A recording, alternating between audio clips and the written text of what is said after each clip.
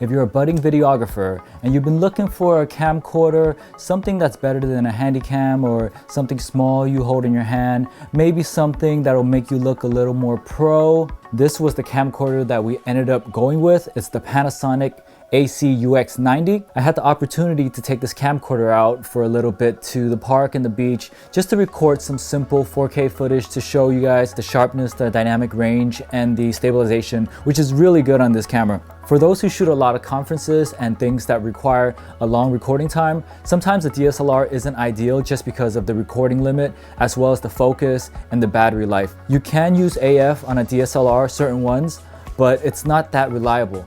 And if you use manual focus, that's cool too. But depending on where you set up the camera and what kind of movement you have going on and your aperture and all that, you know, something like that, it can get a little finicky sometimes. With a camcorder like this, you have unlimited recording time. Most of the times the batteries on the camcorders last for several hours. But if you do need full day coverage, like if you need to run the camera nonstop for 10 to 12 hours, you could theoretically just plug this thing in, and as long as your SD card can hold it, then you can record the whole thing. For times when there's a speaker that goes on for 15 minutes, then another speaker and another speaker, you might not be able to pull your DSLR off the tripod and replace the battery or replace the card. So a dedicated camcorder is the solution to that, where you can literally just kind of set it and forget it type of thing. With the dedicated camera, you have a lot of video functions that are sometimes lacking in a DSLR or photo style camera.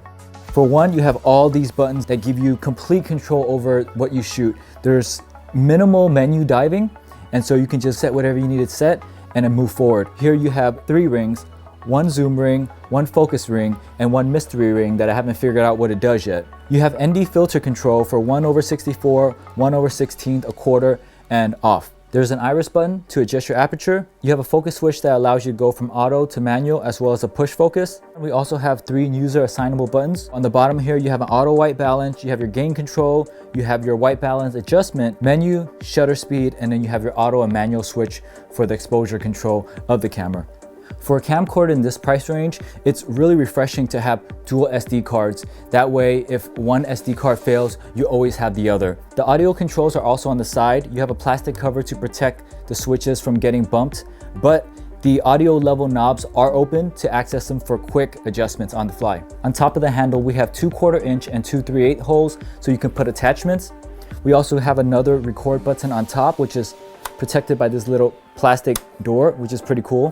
Unlike a lot of other camcorders where you have a monitor folding out of the side just because they put all the controls here, the monitor actually comes out of the handle like so, and then you flip it down like that. In addition to the monitor, of course, we have the EVF, which, it works. One of the biggest positives about the camera is the stabilization. All of these shots are handheld, and you can see even though there is movement, it's really smooth and it's more organic. I tested a few video features, and one of the things that I tested was slow motion. Now there's no dedicated slow motion for this camcorder, but it does have 60p and 1080.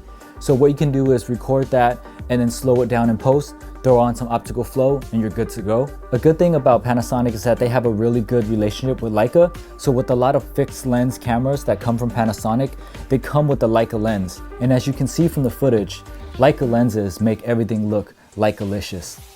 Based on the features, the pricing, and the usability of this camcorder, I say it's really worth a good look at if you haven't considered a Panasonic before. I know a lot of people don't use these type of camcorders these days, but they do still have their spot in the videography world. So if you're looking for ENG style camera, I highly recommend taking a good look at the Panasonic AG-UX90. If you enjoyed this video, hit that like button and subscribe to the channel. Also, leave a comment below and let me know what photo or video gear you want me to check out next. Thanks for watching.